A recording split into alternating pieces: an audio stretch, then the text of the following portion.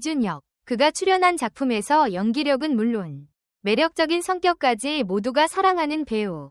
그런데 여러분, 이준혁에 대해 정말 알고 있는 모든 것이 다일까요? 오늘 영상에서는 이준혁의 숨겨진 이야기와 알려지지 않은 비하인드를 대공개합니다. 이준혁의 첫 데뷔작은 드라마가 아니었다. 그가 공개한 독특한 취향과 평소 일상은 팬들이 몰랐던 이준혁의 MBTI와 퍼스널 컬러까지. 궁금하죠? 그렇다면 지금 바로 클릭하고 이준혁의 놀라운 사실 탑 10을 확인해보세요. 끝까지 놓치지 마세요. 영상이 마음에 드셨다면 좋아요 1개와 구독 1개 부탁드려요. 모두들 정말 감사합니다. 최근 여러 드라마와 예능 프로그램, 영화, 뮤직비디오를 통해 폭넓은 활동을 이어가고 있는 배우 이준혁. 많은 사람들이 그를 다양한 작품 속 캐릭터로 기억하지만 아직 우리가 몰랐던 재미있는 일화들이 꽤 많습니다. 이번에는 그 중에서도 10가지를 꼽아 여러분께 소개해드리려 합니다. 데뷔와 관련된 일화부터 평소에는 좀처럼 밝히지 않았던 소소한 취향, 그리고 미래에 대한 생각까지 두루 담았습니다. 그의 솔직담백한 이야기를 통해 다작, 배우이자 동시에 꾸준한 자기관리를 이어가는 한 인간으로서의 이준혁을 더 깊이 만나보세요.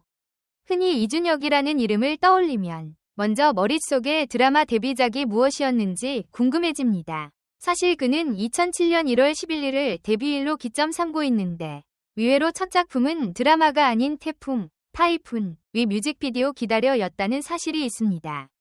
그 시절에는 가수의 뮤직비디오 출연으로 연예계의 문을 두드리는 배우들이 지금보다 더 드물지 않았나 싶은데요. 그래서인지 당시 이야기를 해보면 그냥 태풍 뮤직비디오였어요. 갑자기 촬영장을 경험하게 됐는데 그 자체가 저에겐 첫 예술적인 도전이었어요. 라는 말을 곧잘 하곤 합니다. 데뷔가 드라마가 아니라서 스스로 조금은 낯설게 느끼기도 했다고 해요.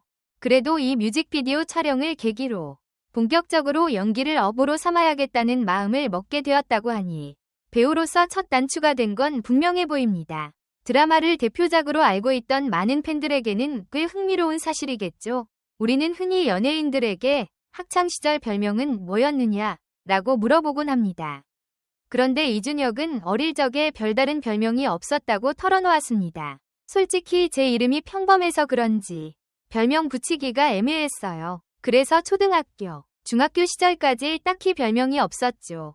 그래서인지 그는 별명이 많았던 친구들을 부러워하는 마음이 어렸을 때부터 있었다고 합니다.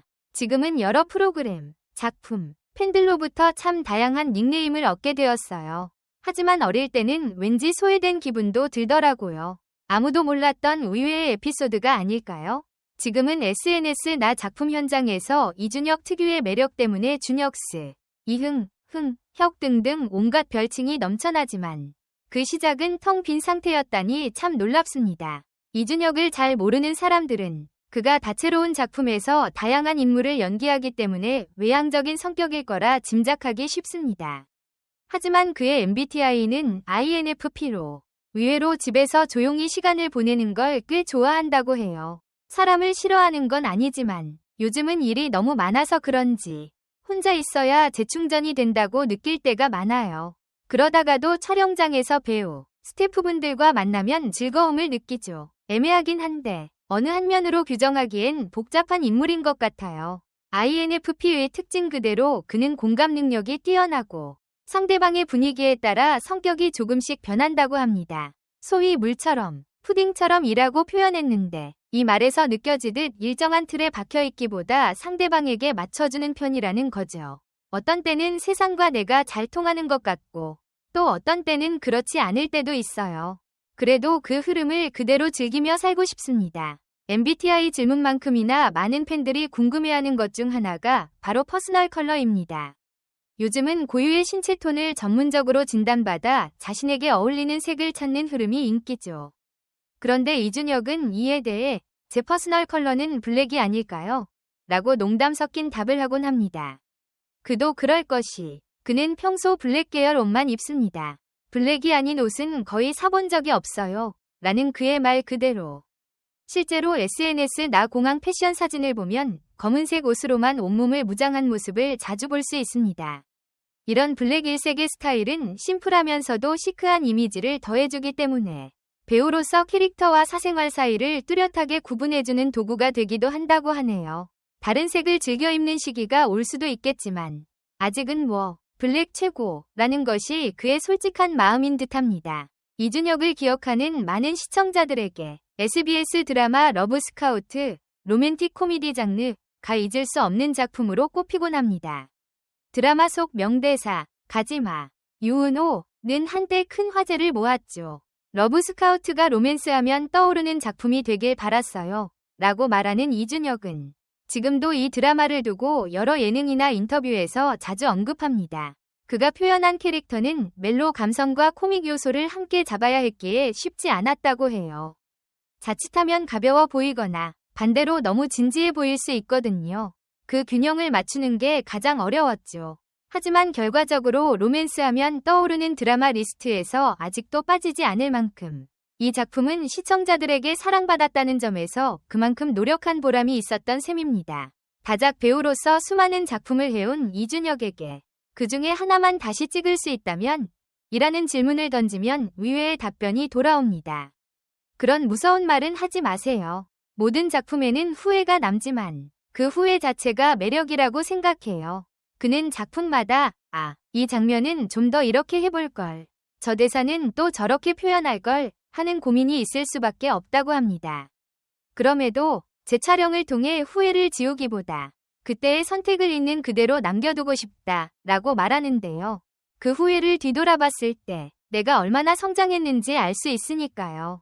그리고 언젠가 누군가 그 작품을 보고 크게 웃어준다면 저는 그걸로 충분합니다. 오히려 후회 속에서 발견하는 아름다움을 즐길 줄 아는 태도가 인상적입니다. 이준혁은 여러 매체와의 인터뷰에서 종종 다이어트 열심히 하고 있어요 라는 말을 하곤 합니다. 많은 촬영 스케줄을 소화하는 동시에 체력과 이미지를 관리하기 위해서는 식습관과 운동이 매우 중요하겠죠. 그가 꼽은 식단 추천은 꽤 현실적입니다. 요즘 잘 먹히는 건 올리브 오일을 곁들인 호밀빵, 그리고 통밀 파스타와 닭가슴살이 좋아요. 빵과 파스타를 워낙 좋아하기도 하고 완전히 끊어낼 수는 없으니까 대안을 찾는 거죠. 단, 이것만 먹더라도 유산소 운동은 반드시 해줘야 해요. 실제로 그는 빵 애호가로 탄수화물을 너무나 사랑한다고 강조했습니다. 탄수화물을 좋아해서 포기 못해요.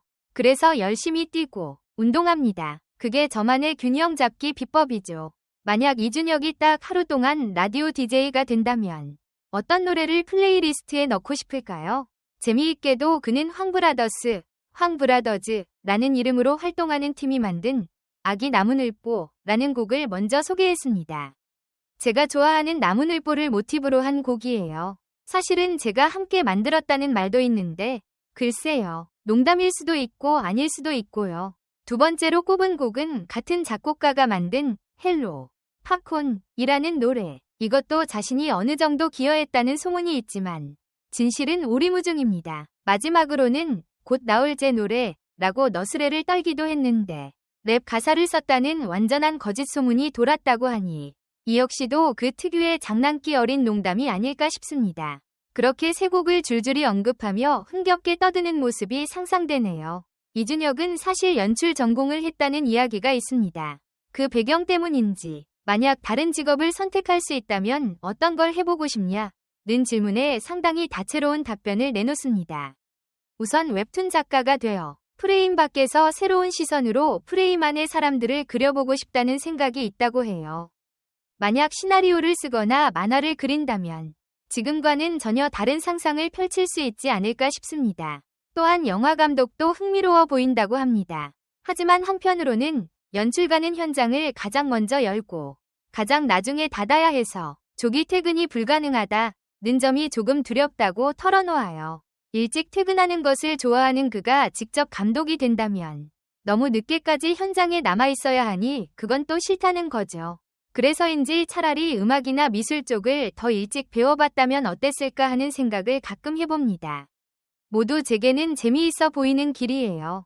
마지막으로 지금 당장 떠날 수 있다면 어디를 여행하고 싶냐는 질문에 이준혁은 단번에 코스타리카에서 나무늘보를 보고 싶다고 답했습니다. 사실 나무늘보는 그가 꽤 오래전부터 좋아해온 동물이죠. 인터넷에서 나무늘보 영상을 보며 힐링을 느끼기도 하고 최근에는 지인이 직접 사진을 보내주어 더 빠져들었다고 합니다. 아프리카 대륙에도 아직 가본 적이 없어서 언젠가는 꼭 가보고 싶다며 버킷리스트에 넣어두었답니다. 만약 아프리카에 간다면 무엇을 가져갈지에 대해선 책 한 권, 핸드폰, 근데 모양이 어땠더라? 그리고 사놓고 잘 쓰지 않은 DSLR 카메라 라고 농담 섞인 답변을 하기도 했습니다. 그는 새로운 곳에서의 새로운 인풋, 이 자신에게 커다란 동기부여가 된다고 믿는다고 하니 조만간 실제로도 훌쩍 여행을 떠나지 않을까 기대해봅니다. 마지막으로 이준혁이 인터뷰에서 언급했던 버킷리스트 중 2025년에 꼭 이루고 싶은 3가지를 살짝 들여다보겠습니다. 우선 일과 삶의 균형을 더욱 잘 유지하고 싶다는 바람이 가장 큰 비중을 차지합니다. 촬영 스케줄이 많아지면 건강이 뒤로 밀리기 쉬운데 체력과 에너지를 잘 가꿔야 앞으로도 다양한 도전을 이어갈 수 있다는 거죠. 두 번째로는 더 많은 인풋을 받기 위해 친구들을 자주 만나고 전시회나 공연 등을 자주 찾아다니고 싶다는 점을 꼽았습니다. 배우로서도 인간으로서도 새로운 것들을 체험하는 시간이 필요하다는 겁니다. 세 번째로는 좋아하는 영화나 드라마를 마음 놓고 몰아볼 수 있는 휴식을 이야기했는데 사실 그 역시 평소에 쉬는 날에도 영화 한 편 볼 시간이 부족하다고 토로하곤 했습니다. 그런 그에게 가장 힘든 시기에도 포기하지 않도록 만든 원동력이 뭐냐고 묻자 결국 내가 이 분야를 너무 좋아하기 때문이라는 대답이 돌아왔습니다. 몸은 고될지라도 새로운 캐릭터를 연구하고 이야기를 만들어가는 과정에서 얻게 되는 만족감이 크게 작용한다는 거죠. 그리고 최근에는 바스터즈, 거친 녀석들을 다시 볼 만큼 틈이 날 때마다 영화 감상을 즐기며 영감을 얻고 있다고 해요. 두 번째, 세 번째로 봐도 항상 새롭고 훌륭한 영화들이 있어요. 뒤돌아보기, 더 सब스턴스, 에일리언, 로물루스 같은 작품들도 제겐 매번 새로운 시각을 일깨워줍니다. 이렇게 10가지 포인트를 통해 살펴본 배우 이준혁, 외향적일 것 같다는 선입견과 달리 의외로 차분하고 내향적인 면이 돋보이기도 했고 동시에 다양한 창작 활동을 꿈꾸는 만능 엔터테이너의 모습도 엿볼 수 있었습니다. 블랙 컬러만 고집하는 독특한 패션 취향, 다이어트 식단 속에서도 빵을 포기하지 못하는 탄수화물 덕후, 나무늘보를 보러 먼 나라까지 가고 싶다는 귀여운 계획 등등 소소하지만 매력적인 점들이 무궁무진하죠. 이제 다작 배우로서의 길을 계속 걸어갈지 아니면 감독이나 음악가 혹은 웹툰 작가로서 새로운 도전에 뛰어들지는 아직 알 수 없습니다. 하지만 그가 말한 한 번 찍은 작품은 다시 찍고 싶지 않다는 소신. 그리고 후회도 작품의 일부라는 자세를 보면 미래에도 여전히 그의 작품 세계는 진솔함과 자유로움을 간직하고 있으리라 기대됩니다. 소중한 현재의 순간을 받아들이고 즐길 줄 아는 이준혁의 이야기는 그의 향후 행보에도 적지 않은 의미를 부여합니다. 내일이 어떻게 흘러가든 그 흐름을 마치 물처럼, 푸딩처럼 자연스럽게 받아들이는 그의 태도에 많은 팬들이 응원을 보내고 있습니다. 바쁜 스케줄에도 매일 조금씩 자신을 단련하고 또 새로운 인풋을 찾아 도전하는 이준혁. 우리가 미처 몰랐던 그의 반전 매력들이 앞으로도 무궁무진하게 펼쳐지길 기대해봅니다. 여러분의 의견을 댓글로 남겨주세요. 영상 끝까지 시청해주셔서 정말 감사합니다. 앞으로 더 흥미롭고 진솔한 콘텐츠로 찾아뵙겠습니다. 좋아요, 구독, 알림 설정은 꼭 다음 영상에서 만나요.